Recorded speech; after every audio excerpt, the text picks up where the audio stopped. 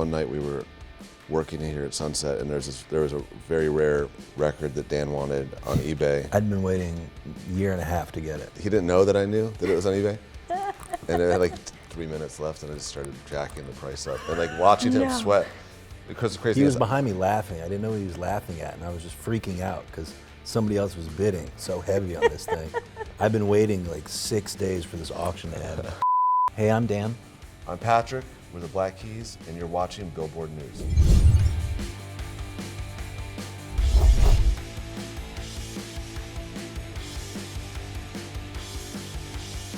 Hey, I'm Lindsay Havens for Billboard News, and we are here with the legendary hit-making duo, the Black Keys. What's up, guys? What's up? How are you?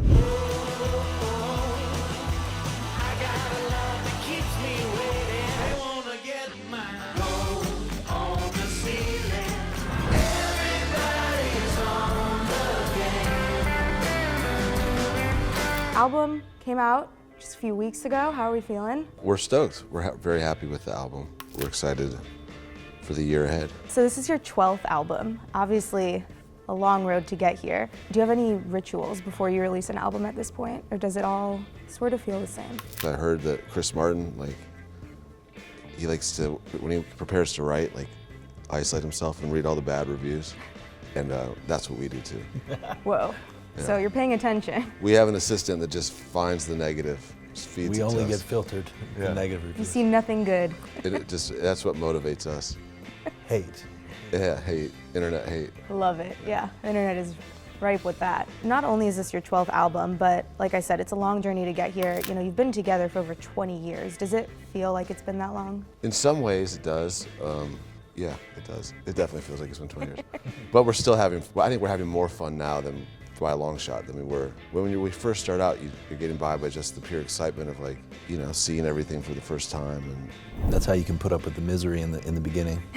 Yeah. Oh, the brutal van trips. Yeah, a 12-hour van trip to go play. Because there's just no way we could do that now. Yeah. Absolutely not. Yeah. We're so high maintenance now. We're so high maintenance. You've earned the right to be, though. We've paid the right to be. We've paid the right.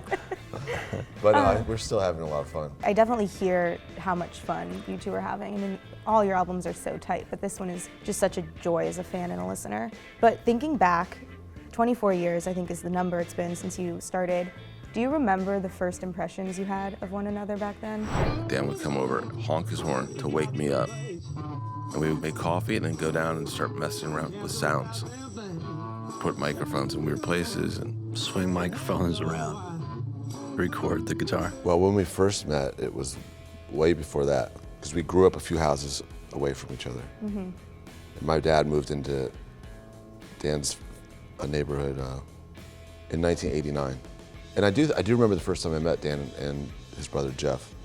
It was summertime and it was early evening, and all the kids in the neighborhood were on their bikes. I previously lived in a neighborhood where there were no other kids, just old people that would yell at us. I was moving into Goonies territory. And we kind of grew up in a Goonies type. Heavy Goonie vibes. Heavy Goonie vibe. In our neighborhood, yeah, absolutely. There was this old junkyard. We would climb down this ravine. It was really fun. So we would get up. We would all go on these, adventures we'd never let our kids go on. The album title, Ohio Players, the first album title to, properly put Ohio front and center. What was that decision process like? Why was this album the one to pay homage? We found this photo of a woman bowling in the 60s, and we tried to license it, but we couldn't find the owner. So we recreated it with a professional model, Sion. Larry, our tour photographer, took the photo. I think we just thought it looked cool. We started realizing we had to come up with an album title around May of last year. It was actually while we were out here working in May. That's when we found the concept for the image on the cover. We were doing one of our kind of DJ nights that we call Record Hangs, where we bring our 45s and always invite a friend to come. Yeah. So we were in Louisville, and this guy we were spinning records with pulled out a Ohio Players 45. It was one of the names in contention, and that just solidified it was a sign. Speaking of that album art really quick, who is a better bowler of you two? Ooh, we both would be injured at this point, quickly. Instant tendonitis. Yeah.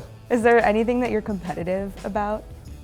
Whether it be bowling or something else? I think we're both naturally very competitive. Yeah, doing these record hangs, like he mentioned, it's been fun, like fun competitiveness. Yeah. Trying to, see who can get the best 45 no one's ever heard, When it comes to being in the studio together at this point, I keep emphasizing this is a 12th album. You two know each other incredibly well. Do you find that you're still impressing one another and pushing each other on each record that you make? We got into music independently when we were in our early teens, and then first time we got together, Dan brought his guitar down to my dad's house, and I showed him this thing I had called a 4-track. It's a cassette machine that you could record 4 different things at 4 different times. You could do these overdubs, as they call it. And Dan had never seen one, and I was like, we made something with that.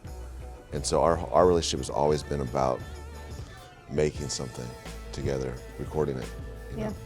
So to this day, when we go into the studio now, we work mostly at Dan's studio in Nashville, Easy Eye, and that's what our gig is, making something together.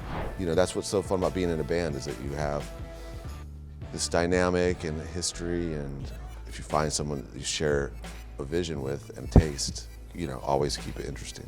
In addition to vision and taste, making it, 20 plus years together, is there one other key ingredient you think a band needs to keep going that long? For us, there's a few.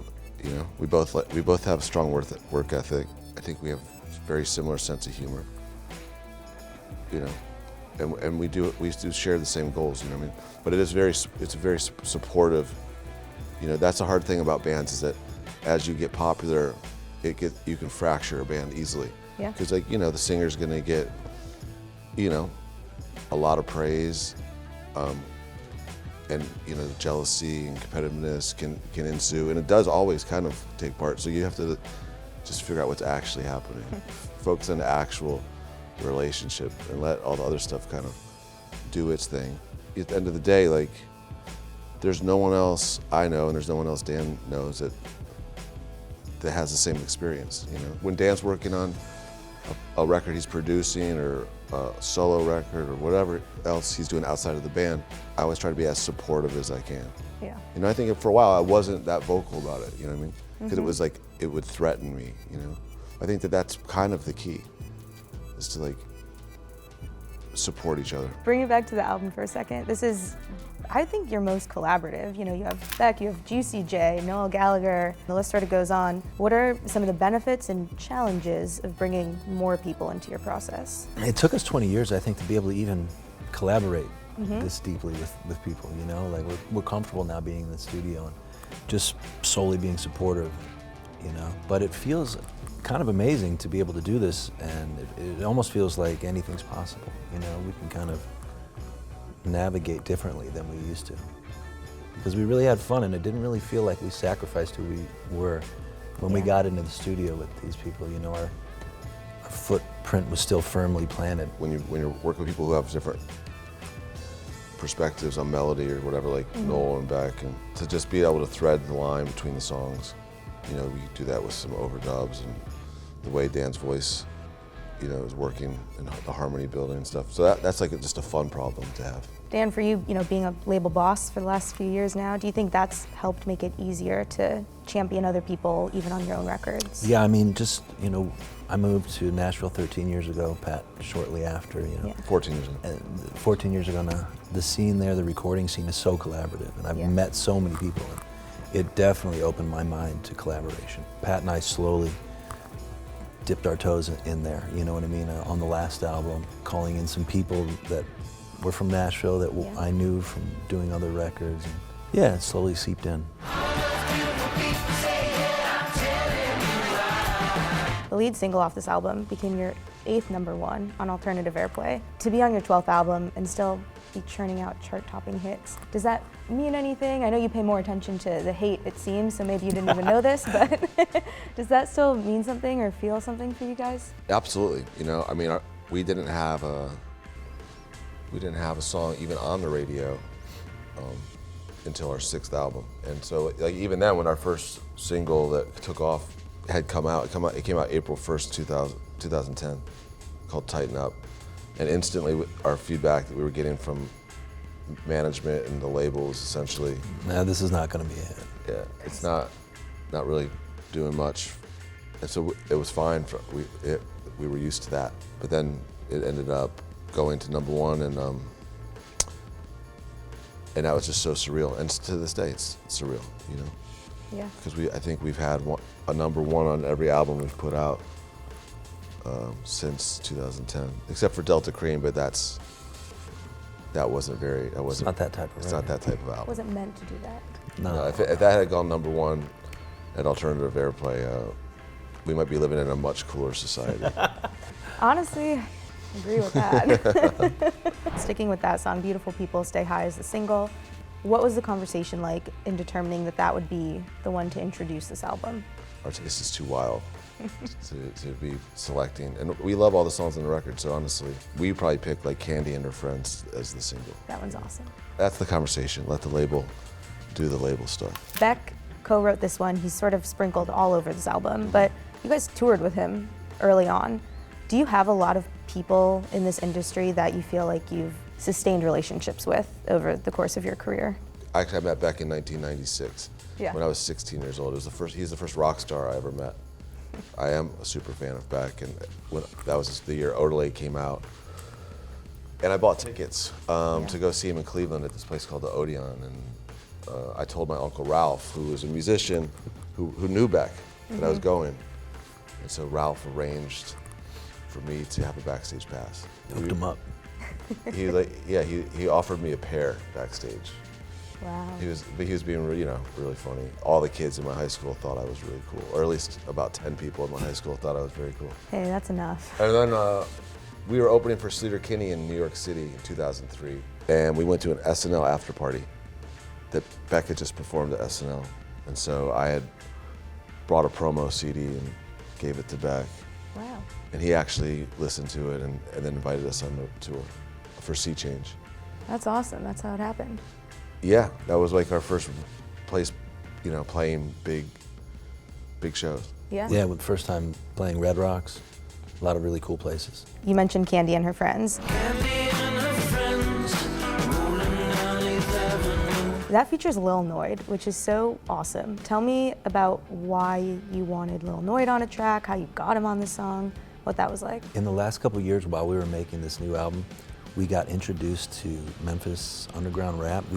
We've been lifelong rap fans, but we never knew about it. Yeah. No one had ever hipped us to it. And it's not on Spotify or iTunes, it's only on YouTube, fan uploaded from cassette tapes. We were just listening to it all the time, and after one of our record hangs, late night, we were driving back to the hotel, and we were listening to Lil Noid, riding in the Chevy, which is like a classic. Yeah. And we were like, man, well, where's Noid? What's he doing? And we found out he was just in Memphis. And so we asked him if we'd come to the studio in Nashville. He drove up. We didn't know what was going to happen. And we just made the song that afternoon. And it was amazing. He was super cool, extremely talented. And if I said it, I made it all live. We felt like we needed one more rap verse maybe on the record, because one maybe would feel awkward by itself. We reached out to a friend named Dante Rossi. He hooked us up with Juicy J. And that was incredible, because obviously he's a legend. Yeah. But he was the one who discovered Lil Noid when Noid was 16. Oh, wow. And to be able to kind of tell the story of Memphis rap too with both of the features is nice also. And then I did want to ask about Paper Crowns. Let me see you, paper crown. That song has Juicy J on it, and then that's the one song that Beck is a featured artist on. So considering how much he did co-write on this album, why was this the one that either he or you two wanted him to have more of a presence on? We let him pick, Ah, and that's the one he wanted to. Did he say why? He didn't say why, but that was one of the first ones we made with Beck. So he had been living with that for a while. His performance on it too is pretty quintessential Beck. Yeah. So the coolest thing about the Lil Noid collaboration is he was in the studio with us, and just while we were recording his part, which would have been spring of last year, he just put the whole thing up on his Instagram. And it's been there for a year, and no one has seen it because there's literally zero overlap of our fan base in his, Wow. which I think is amazing. April the 5th, I got a project come out with the Black Keys. It's called Candy and Her Friends. Make sure you support it. That's the song I'm most excited for people to hear. The song with Juicy J, he sent it back to us. He added his verse and everything, but he added record scratching in the beginning of the song, where we never would have thought to do that.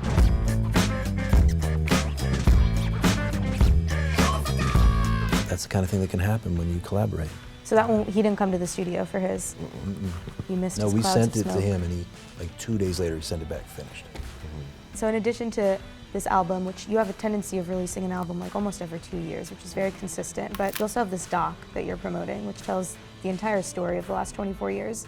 How do you know, as a band that is still going just as strong, that this was the time to tell that story? A buddy of mine approached us, and he just basically said he thought, have we considered having, a doc made about us? And we had not. I guess it's like crossing that 20-year threshold. Yeah. Your perspective starts changing on your career. And for me, and I think for Dan too, it was very important. And we never really discussed this, but I think I could just tell we were on the same page. It's like, we want to have a long career, but we want people to know like the origin of the band. That was part of the 20-year thing, was like wanting to like show a 15-year-old kid in Akron, be able to say like, okay, like this is how we did it. We met. The origin story is very organic and humble, and it relied a lot on the fate or something. But the other part of it was, of that 20-year thing, was like wanting to make an album that was relevant. Was there anything that made the final cut that you two watched back and cringed at a little, like, oh man, I didn't think that would Most end of the up in movie. it? And most of the movie's hard to watch. Impossible to watch. Have you sat through the whole thing at least once? You Yeah, made it through? no, it's real. It's like it's a document that shows the story of the band. Yeah, which is important to tell. Yeah. I know you said in a red carpet interview it'll probably be your only movie you ever make, but when we hit 50 years, we might need another. That's when you get the deluxe package. Yeah. There we go. I'll wait. That's when you get the 15-hour movie of us just in the studio and our girlfriends People telling have us done stuff. We each have our girlfriend next to us, throwing lyric ideas out.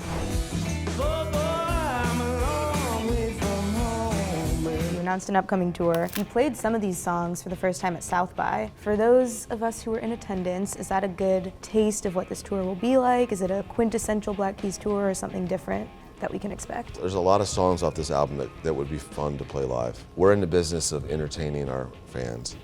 It's like we like to play hits. We like to play songs that people want to hear. I think the cool thing about streaming is that, when we go on this tour 6 months from now, we'll be able to see what songs people want to hear. Given what you said, fans want to hear the hits when they come, but we want to hear the new stuff too. But of all of the many hits you've had, do each of you have a personal favorite that maybe we wouldn't expect or maybe is an obvious choice? I mean, personally, that new song we played in Austin felt amazing, On the Game. Yeah. That's a song we wrote with Noel Gallagher. And, the recording that you hear on the record is us playing it for the first time. First or second time that we made it through the song without messing up. Something about that song, it's easy to play. It feels like a song that we've always known for some reason. And it really felt good to play that. Our set list is specifically curated to songs that we like playing. I still get a kick out of we did a European tour for the first time in years last summer, and the European crowds, I think we had forgotten how amazing they are. And playing Lonely Boy in front of 70,000 people or in Mexico City, the same thing. It's a powerful, Yeah. to have a song that you can see so people having fun, No matter where you play it. Yeah, it makes you want to have more of those. Well, I can't thank you two enough. I know, Dan, you just sort of touched on it, but this album and all of your albums, it's new, but it always feels familiar to us, which I so appreciate. So congratulations on your Thank 12th you. album, Ohio Players, and thanks for stopping by. Thanks for having us. Thank you. Yeah. Thank you.